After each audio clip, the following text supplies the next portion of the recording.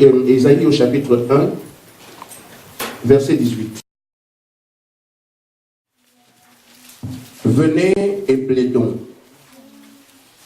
Si vos péchés sont comme le cramoisi, ils deviendront blancs comme la neige. S'ils sont rouges comme la pourpre, ils deviendront comme la laine. Si vous avez la bonne volonté, si vous êtes docile, vous mangerez les meilleures productions du pays. Mais si vous résistez, si vous êtes rebelle, vous serez dévorés par le glaive, car la bouche de l'Éternel a parlé. Amen. Que Dieu bénisse sa parole. Amen. Amen. Je crois que nous pouvons avoir des âmes bénies. Amen.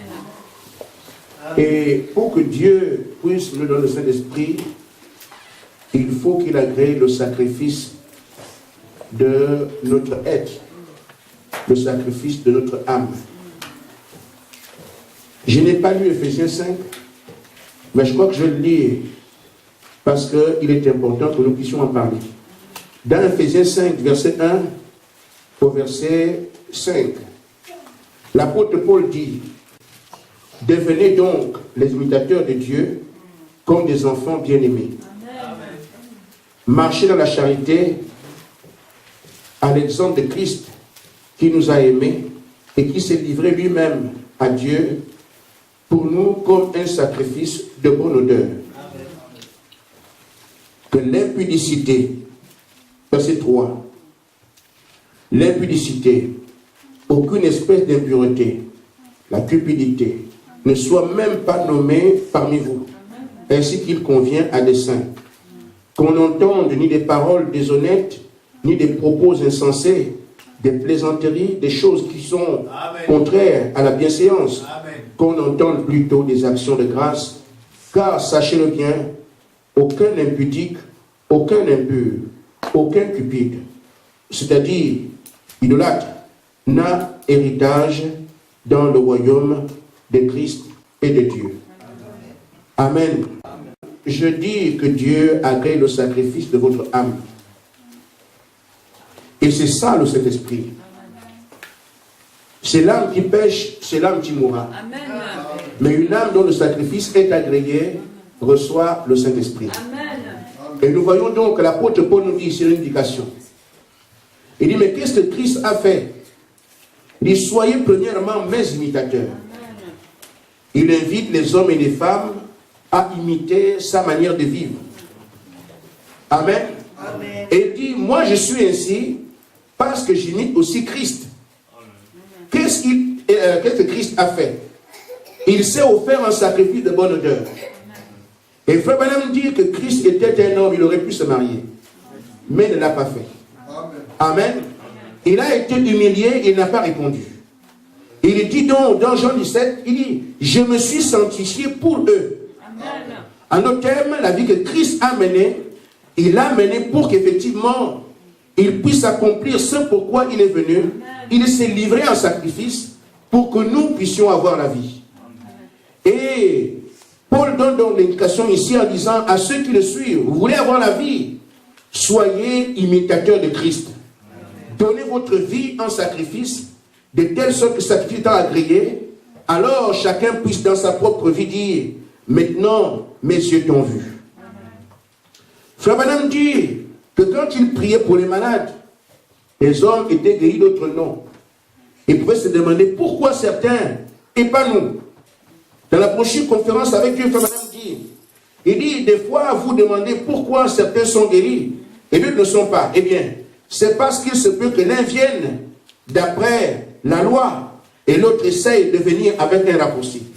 Mais Dieu n'a pas de raccourci.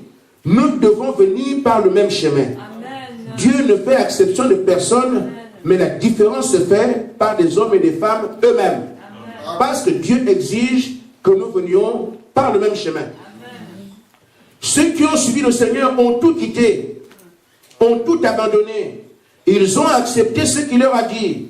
Si quelqu'un veut me suivre, qu'il se charge de sa croix. Amen. Mais nous, qu'est-ce que nous voulons? Nous voulons servir Dieu et le monde en même temps. Les deux ne conjuguent pas. C'est complètement impossible. Amen. Et chacun de nous sait que Dieu nous a promis le Saint-Esprit. C'est une promesse directe. Amen. Et je rappelle simplement à ceux qui n'étaient pas à Bar-le-Duc que le Seigneur a exhorté ceux de là-bas en leur disant par une vision qui a été donnée le soir avec les prières. Et j'en ai parlé à nos frères qui sont là-bas. Le Seigneur leur a demandé de sortir, aller à l'extérieur. Il leur a dit, regardez le ciel.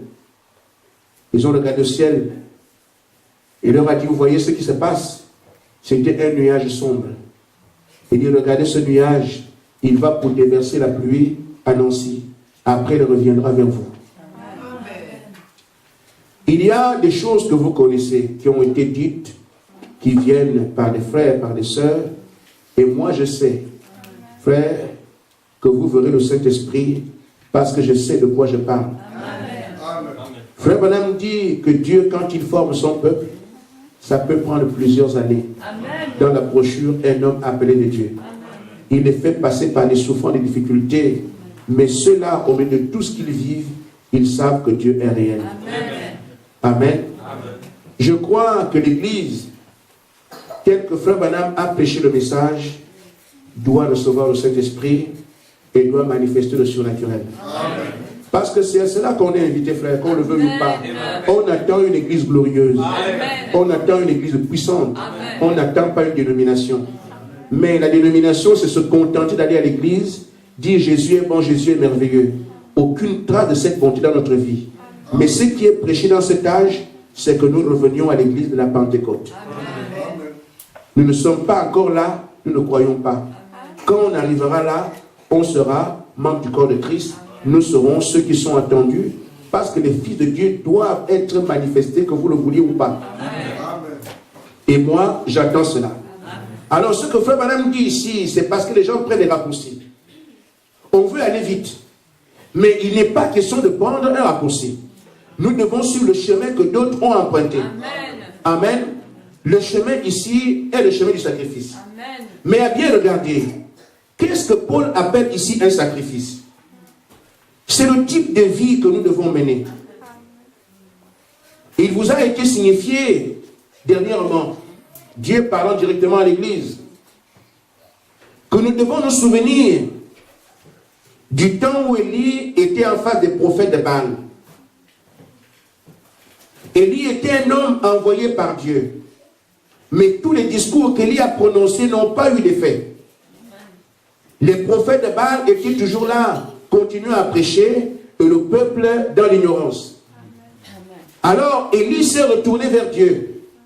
Dieu lui a dit ce qu'il fallait faire. Il fallait donc qu'il y ait une confrontation publique.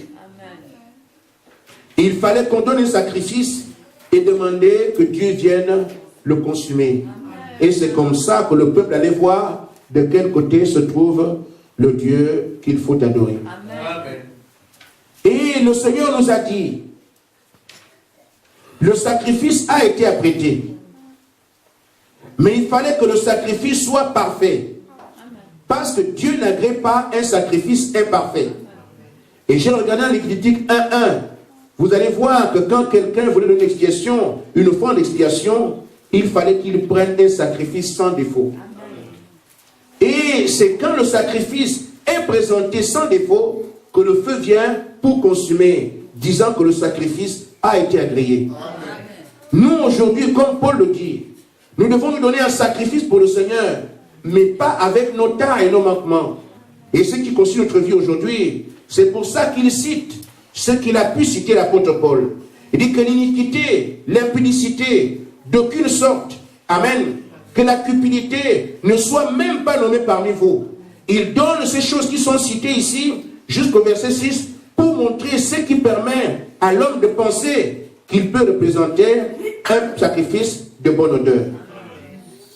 Mais en réalité, l'homme ne peut pas se rendre parfait. C'est Dieu qui rend parfait. Frère Branham dit dans la brochure Conférence avec Dieu, paragraphe 35.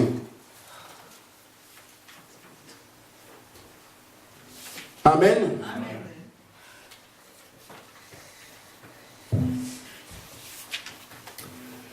Le prophète dit, nous devons mener une vie telle que les gens sauront que Christ vit en nous.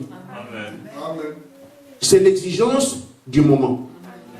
Il dit, c'est ce dont l'Église a besoin aujourd'hui.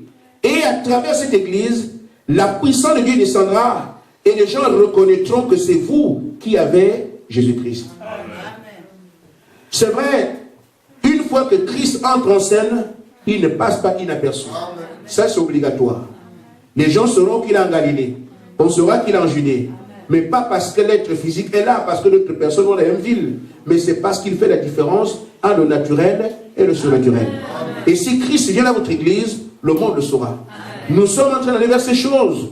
Comme le Seigneur a montré que les murs sont montés.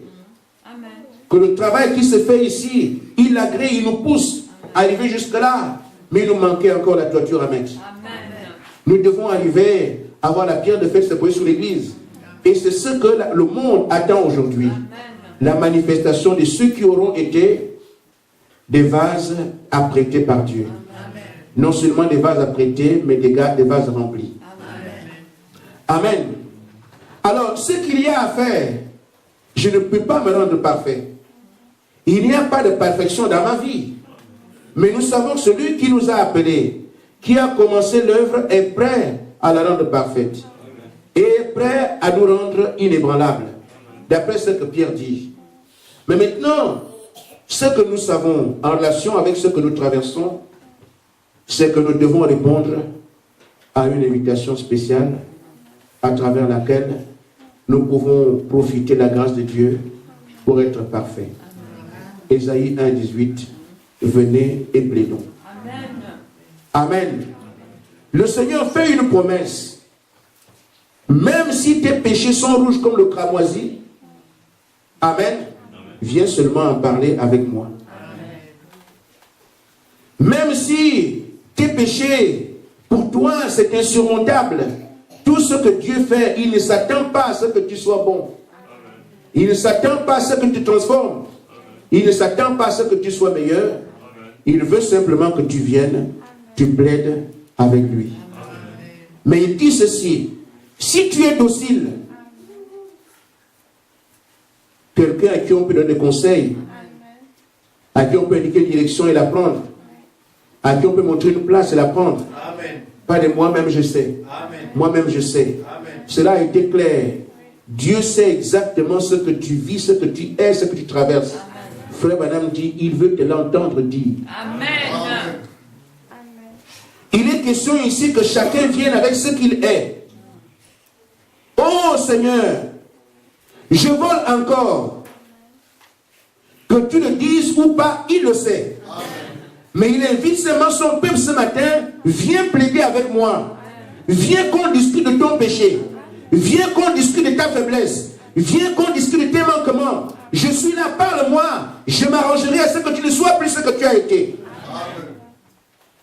C'est une conférence que chacun doit individuellement tenir avec son Dieu ce matin. Amen. Amen. Parce que c'est l'exigence du temps. Chaque fois qu'il y a une crise, il y a des conférences qui se tiennent. Elles se tiennent pour que des résolutions soient prises en vue d'éteindre les flammes de la crise. Amen. Et aujourd'hui, Dieu t'appelle. Toi, soeur, toi, frère, enfant, ne vous cachez pas derrière des choses inutiles. Je suis encore petit. Amen. Ça n'a rien à voir. Amen. Vous êtes petit dans votre taille humaine, mais là-bas, nous avons le même âge. Amen. Dieu attend que chacun de nous vienne avec ses manquements. Amen. Je crois que c'est l'expression même d'amour de Dieu. Amen. Amen. Amen. Amen. Tu t'es écarté de lui, de tes propres soins. Tu as fait ce que tu as voulu. Mais Dieu vient et te dit non. Viens avec tout ce que tu es. Tu ne peux rien faire. Mais si Dieu t'appelle, c'est parce qu'il a aussi un plan pour toi. Amen. Maintenant, ce qui peut arriver, c'est que ce n'est pas grave. Mais pourquoi c'est dans ton cœur? Amen.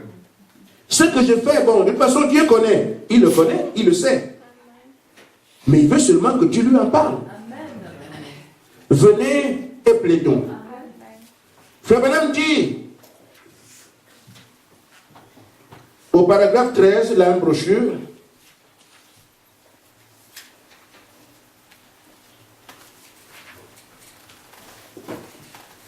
mais imaginez, Dieu nous a invités. Le Dieu du ciel nous a invités. Vous et moi, pauvres gens riches et tout, il nous invite. Il nous a invités à venir parler de la vie éternelle. Vous pouvez négliger ça, mais je vous dis, c'est par là que Dieu doit passer, que nous devons passer pour recevoir le Saint-Esprit. Pas avec toutes nos tares là. Amen. Frère Branham dit que quand Dieu appelle ainsi les hommes à parler du péché, il met cela en relation avec une discussion basée sur la vie éternelle. Même si ton péché est rouge comme le cramoisi, ils deviendront blancs comme neige. Frère Branham dit, c'est au-delà de ce que je pourrais imaginer. Que Dieu cherche à plaider avec sa création, la création qu'il a faite. Il dit, certains ont été rejetés, d'autres ont été reçus, parce qu'ils ont compris le sens de l'invitation. Et je voudrais dire à l'Église que c'est l'une des prédications les plus importantes que j'ai jamais données. C'est simple, c'est léger, mais la portée est plus importante que vous l'imaginez. Là, nous parlons de la vie éternelle. Les mystères, c'est bien. Tout le reste, c'est bien. Mais là, nous parlons de Dieu qui invite son fils ou sa fille à parler de son avenir éternel. Amen. Si ce verrou est mal placé, je ne sais pas comment la suite sera. Si ceci est mal compris, je ne sais pas quelle sera la suite. Frère, recevons d'abord le Saint-Esprit, le reste on verra. Amen. C'est pour ça que je trouve que ceci est plus important que ce que nous avons entendu. Parce que nous sommes juste à côté. Si on arrive à bien cerner ce que c'est, et que l'homme et la femme pleurent en présentant ce qu'il a fait, ce qu'il est, ce qui ruine sa vie, et qu'il ne réserve rien, et que le feu tombe pour consumer cela, ton âme est scellée à jamais. Nous verrons pour le reste plus tard. Amen.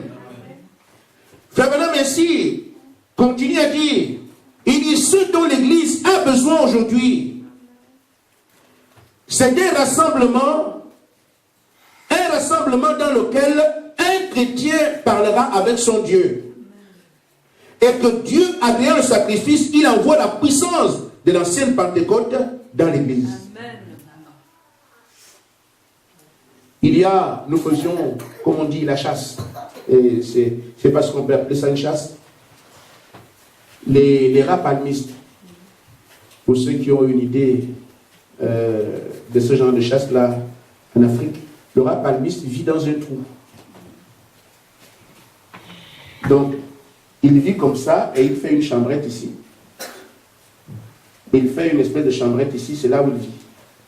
Mais, il a encore un autre trou quelque part ici. Alors, qu'est-ce qu'il fait? Il met les verrous ici. Quand il sort, il ouvre. Il enlève ça. Quand il rentre aussi, il remet ça. Vous ne pouvez pas l'atteindre si vous n'avez pas détaché ça. Et c'est tellement bien fait que pour arriver à faire ça, les animaux, je ne sais pas comment ils font, mais c'est Dieu qui sait. Je vous dis, un animal comme ça, vous mettez ce truc-là, il dispose des pieds et les cailloux pour l'empêcher qu'on le touche. Un homme, tu mets la force de l'homme, vous ne cassez pas ça. Mais si vous arrivez à casser ça, alors vous le trouvez. Amen. J'ai dit, frère, ce qui éloigne l'homme de Dieu, amen, c'est le péché. Amen. Dieu ici, Adam là, quand le péché s'interpose toujours ici, que vous criez, que vous dansez, faites tout ce que vous voulez, vous serez les mêmes. Une fois que le verrou du péché a été ôté, le Saint-Esprit descend sur vous. Amen. C'est pour ça que j'ai dit, je n'ai pas besoin de vous supplier. Mais je vous dis, comprenez le langage de la parole. Amen. C'est Dieu qui vous invite ce matin. Ce n'est pas votre choix. Dieu dit, j'ai un travail avec vous. Amen. Et c'est la suite. Il dit qu'à travers vous, il se fera connaître dans cette ville. Vous êtes au courant de cela. Il se fera connaître dans ce pays. Vous êtes au courant de... Frère, ça devait arriver. On ne devait quand même pas passer tout le temps à dire les filles de Dieu viendront, les filles de Dieu viendront. Il y aura un temps aussi qui devait être là. C'est le temps pendant lequel nous devons voir la manifestation des filles de Dieu. Ce temps est arrivé. On ne peut rien faire. C'est arrivé, c'est arrivé. Et parfois aussi, on pense qu'il est meilleur qu'on apprenne que Frère Branham a fait. Mais Dieu a dit, toi aussi.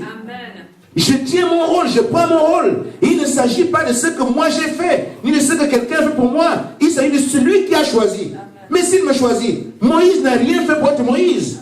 Pierre n'a rien fait pour être Pierre. C'est Dieu qui a dit, quand j'irai là-bas, il y a un nommé Pierre que je vais utiliser. Et dans cette ville, il y a une liste de noms qu'il connaît. Vous n'êtes pas ici parce qu'on est bon. Nous sommes ici parce qu'il nous a appelés. Nul ne peut venir à moi si le Père l'a appelé premièrement. Il faut l'intégrer. Maintenant, si Dieu dit que je dois me saisir de vous, la chose à faire, c'est comme Marie, qu'il me soit fait selon ta parole. Terminé. Laissons-nous faire. Dieu veut agir, mais parfois on se trouve petit ou bien on peut se trouver grand. Et ça n'a rien à voir avec ce que nous sommes. Il va accomplir ce qu'il a promis. L'étape d'aujourd'hui, ouvre ton cœur. Amen. Ainsi donc, c'est ce que Dieu veut faire aujourd'hui. Il a besoin de voir une église dans laquelle les chrétiens acceptent de traiter avec lui au sujet de leurs péchés. Afin qu'il leur vienne en aide. Parce que vous le vouliez ou pas, vous ne pouvez pas vous tirer d'affaire de par vous-même. Moïse a beau être puissant, Pharaon et tout ça, mais il a échoué. Dieu a montré que c'est quand moi je t'appelle, quand mon temps est arrivé, c'est une opportunité à saisir. Amen. Frère, vous savez, nous parlons parfois de la chambre haute. Frère Branham dit, le temps de la chambre haute était le temps pendant lequel ils ont tout réglé. La question du péché était réglée là. Amen. Tous étaient là, sachant que quelque chose doit venir. Mais ils ont brisé les relations avec l'extérieur, les relations avec le monde. Tout ce qu'ils pouvaient s'imaginer qui était en relation avec le monde, ils ont tout coupé. Mais ils sont mis là à être en relation avec Dieu. Frère Madame dit, leurs entonnoirs. Amen. Il dit, les bouteilles étaient là, les entonnoirs bien braqués vers le ciel. Ils ne s'occupaient plus de tout ce qui se faisait autour d'eux. Il fallait qu'ils soient en ordre avec Dieu. Amen. Dans la chambre haute, dit le prophète. Amen.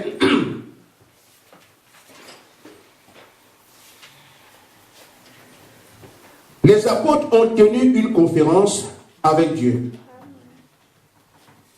Il fallait qu'ils mettent tout en ordre parce qu'ils attendaient la puissance de Dieu. Et Frère Branham dit, quand cette conférence fut terminée, les ordres vinrent du ciel. Amen.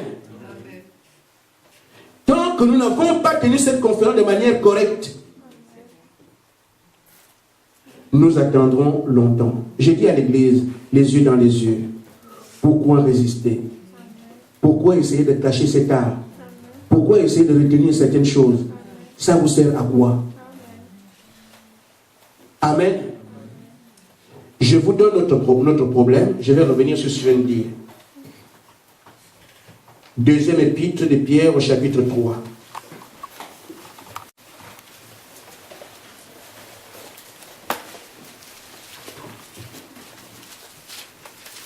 Le verset 9.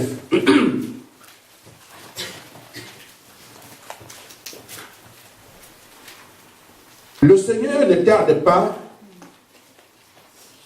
dans l'accomplissement de la promesse, comme quelques-uns le croient. Mais il eut de patience envers vous, ne voulant pas qu'aucun périsse, mais voulant que tous viennent à la repentance. J'imagine bien que certains chez eux prient, Seigneur, jusqu'à quand? On attend le Saint-Esprit, on attend le Saint-Esprit, on attend le Saint-Esprit. C'est bien, c'est un bon questionnement. Mais Pierre nous dit ici, ce n'est pas le Seigneur qui tarde. Amen. Amen. Ce n'est pas le Seigneur qui tarde. Et le Seigneur ne tarde pas dans l'accomplissement de sa promesse. Amen. Mais qu'est-ce qu'il fait? Il dit, comme le pensent quelques-uns, mais il use de patience envers vous, ne voulant pas qu'aucun périsse, mais que tous viennent à quoi? À la repentance. C'est ça le verrou qui empêche aujourd'hui. Nous avons fait une marche qui a mis un certain temps. Et beaucoup reconnaissent aujourd'hui que leur vie a changé. Leur façon de voir les choses a changé. Il y a eu une évolution.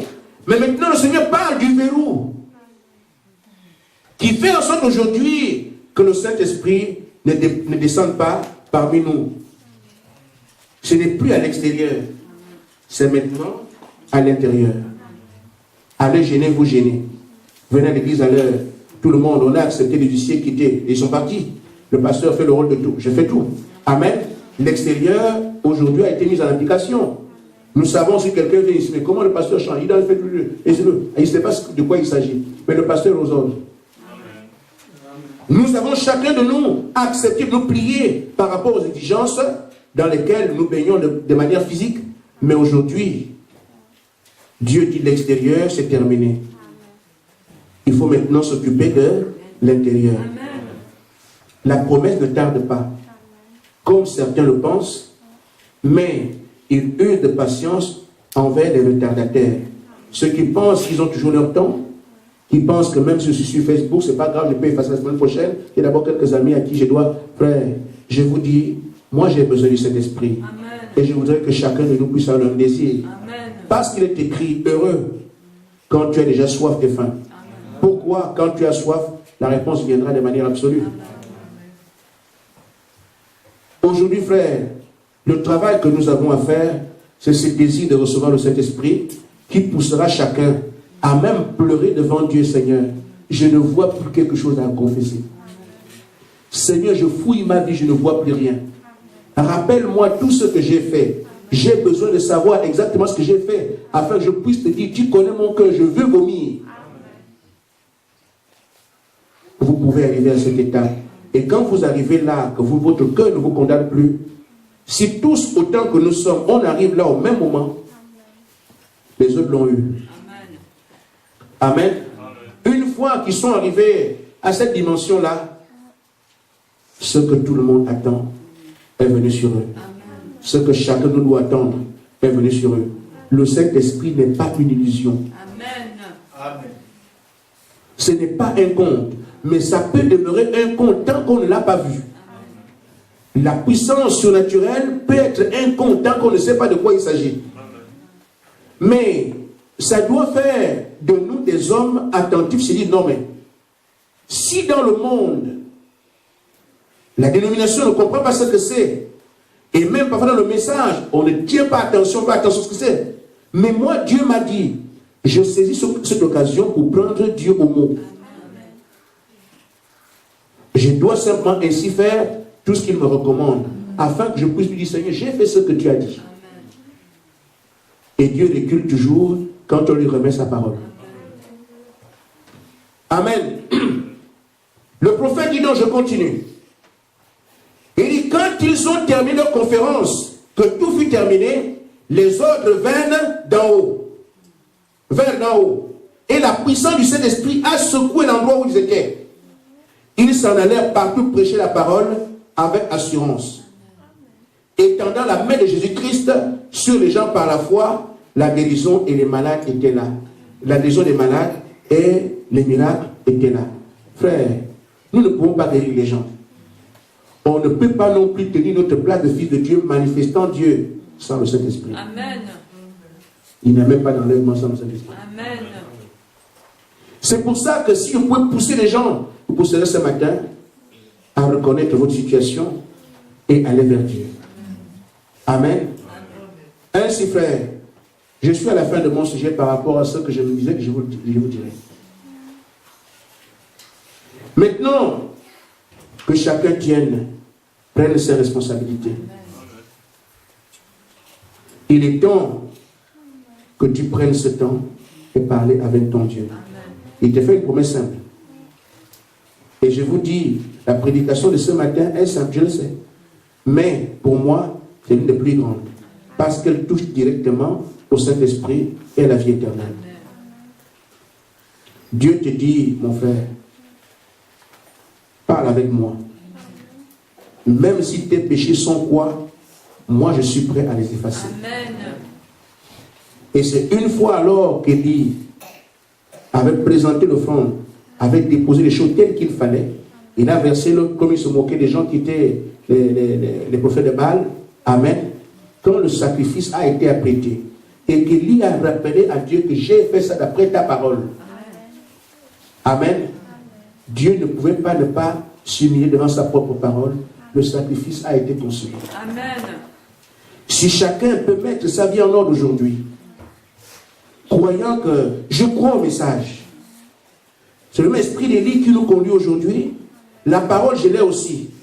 Et le feu aussi est prêt à tomber parce que c'est une promesse de Dieu.